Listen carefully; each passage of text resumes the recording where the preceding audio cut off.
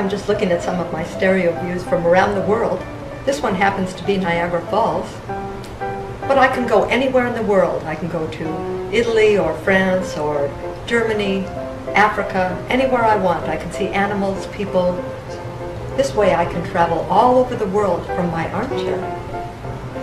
In the medical field, they did the stereoscopic atlas of the human anatomy, and this one you doctors could see anywhere inside the body, and you can see it too.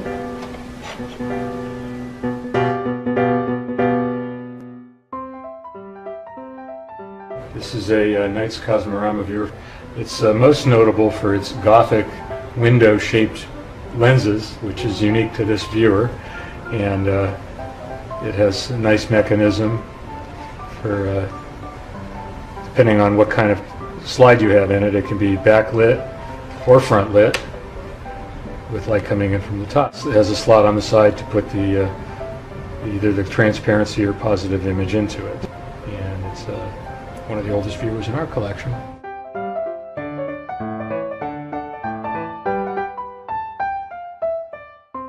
This is a Stereoscope book viewer, and it was designed for viewing images that were already put into a book, such as this one, and you would lay the viewer right on top of the stereo image. But the mirror here is designed to focus light back down onto the image. The septum in between is made of frosted glass to reduce reflection, or to shadows, so you don't get shadows on the image, and it focuses. It has achromatic lenses, and by rotating them you can adjust the prismatic effect based on the center-to-center distance of the images. So it incorporates features that have all in one viewer that have never been done since this viewer was made.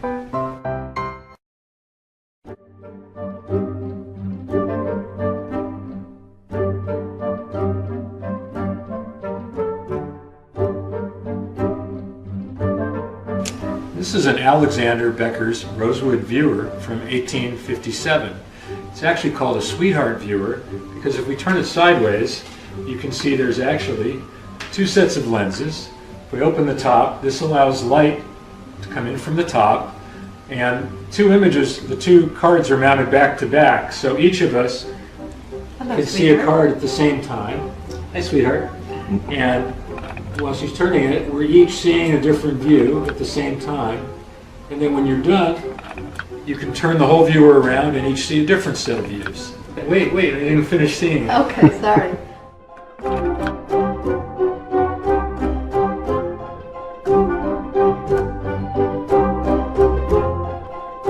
This is a stereographoscope.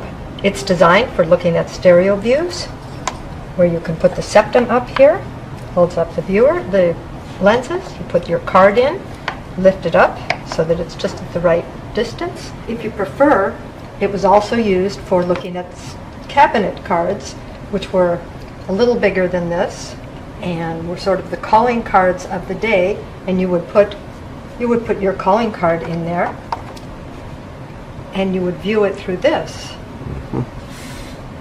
lens, so that you could see on the front it would have a picture of you and it would have your name and maybe the photographer's studio, so you would leave that as your calling card and say, please get back to me.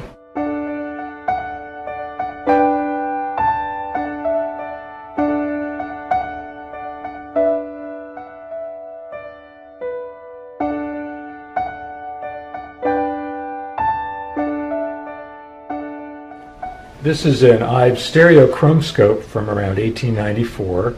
It's one of the earliest color processes, and it was made both in a 2D and a 3D version, and obviously this is the 3D version. And it's using the idea that inside there are actually 3 color filters. I can show you the insides where there are 45-degree reflectors of different colors. This is the green and the blue, and there's a red, and there are more filters here, and the picture itself is called the Ives Chromagram, and it's actually 3 photos, each taken through the corresponding color filter.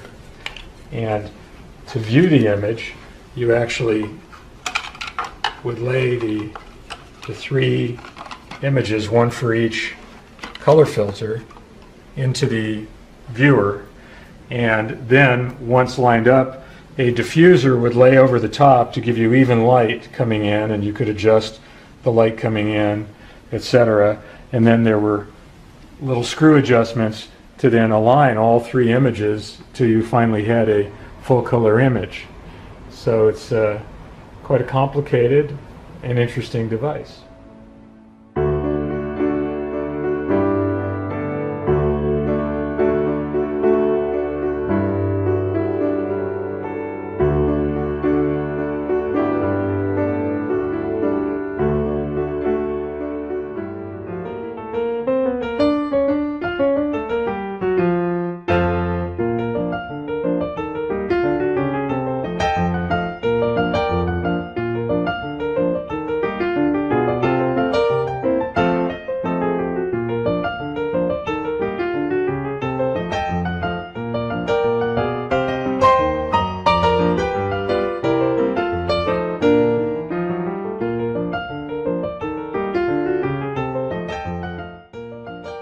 This is it's called a taxiphote, or Le Taxiphote.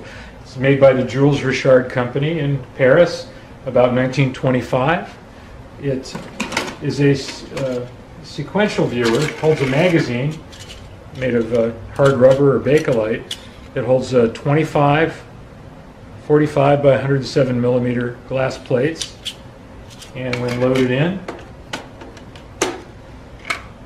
these move in. Pushing the lever here advances it to the next image. You've got an interocular and focusing adjustment, and on the side is a counter showing you as you advance. And when you get to number 25, the thing dings like an old typewriter, goes ding, and you know you've hit number 25, and then you have to move the magazine back to the starting position again. So there you are with the taxiphote from Jules Richard.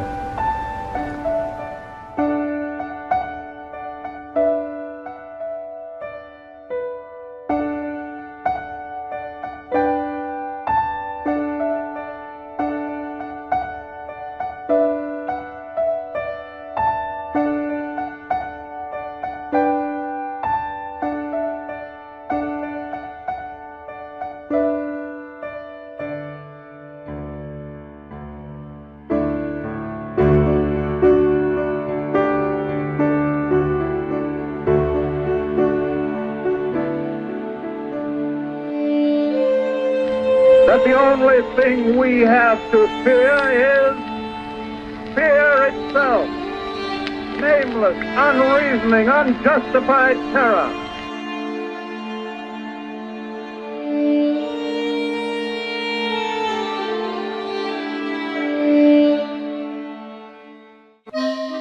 This is a Jules Richard French stereoscope made by Jules Richard in Paris. This is the size image it was made for. It's actually the European size, but the mount is a little bit non-standard compared to the one we use in America. So it took its own unique mount, and it's from, could have been anywhere after 45. This could have been made, probably between 45 and 52.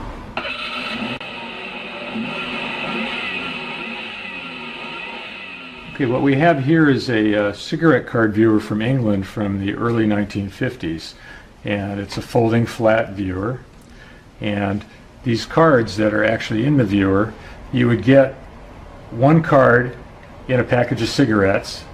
These are from Cavender's Limited London, and in this series, and this is number 9 right, and so you'd have to keep collecting till you got number 9 left, and then you would have your stereo pair to put into the viewer. Someone say the 50s?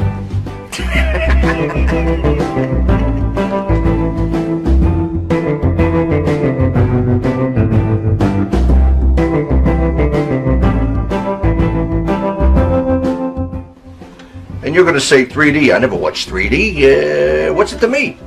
Oh, yeah? Oh, really? Well, how about you look at this? Viewmaster. Yeah. Yeah, you had them when you were a little squirt. Yeah, you had thousands of these things all over the house. You used them for frisbees. You didn't care. You're out back there in the rain, soaking, in the sunshine, ruining. Oh, I bet you wish you had them now.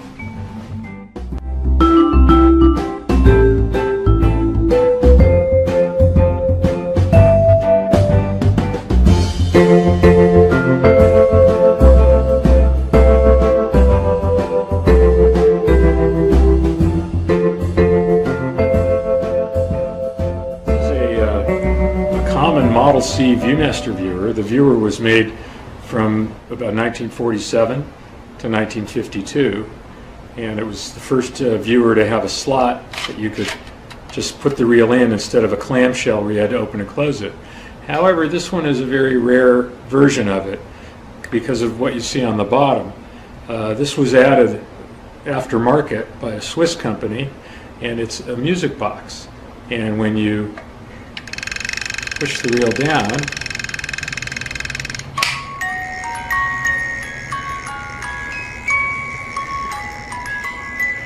and I'm looking at a reel of Switzerland.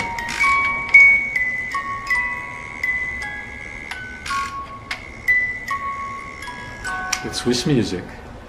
Isn't that sweet? Yeah, and then there was the realist camera. That was a big one, man.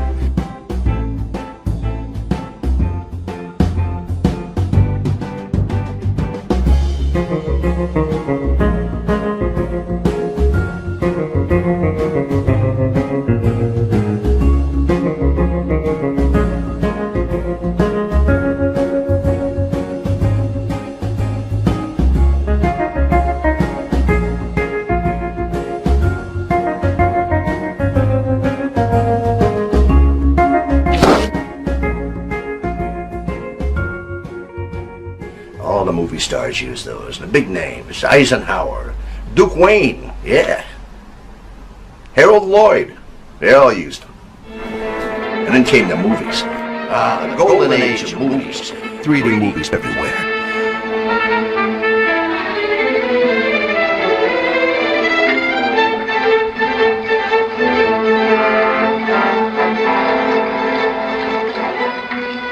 Yeah, it was us against TV, and we had them worried. The movies came back at us too, with Technicolor and Cinemascope, Technorama and Technorama 70, and my favorite of all, Cinerama. Oh yeah, we threw our hat in a ring, pal. We threw everything in a ring. Their bows, knives, boulders, torches. It was all out war. It was wall to wall and every man for himself. So everybody brought out the big guns. And they came back at us with dancing choruses and big names and wide screens. And pretty soon, well, there was no 3D. Movies that could have been made in 3D were lost forever. And then there was my own personal favorite, Dial M for Murder, released in 2D. Excuse me. Hello. No, Hitch ain't here. Where was I? Oh yeah, television. All right, television, you think you won. But I got news for you. 3D's coming back. Oh yeah, it's gonna be on television. You don't think so? All right, then I got one word for you, pal. Anaglyph. That's right. Anaglyph. Quiet, please. 3D TV in 5, 4, 3. Cue the chimp.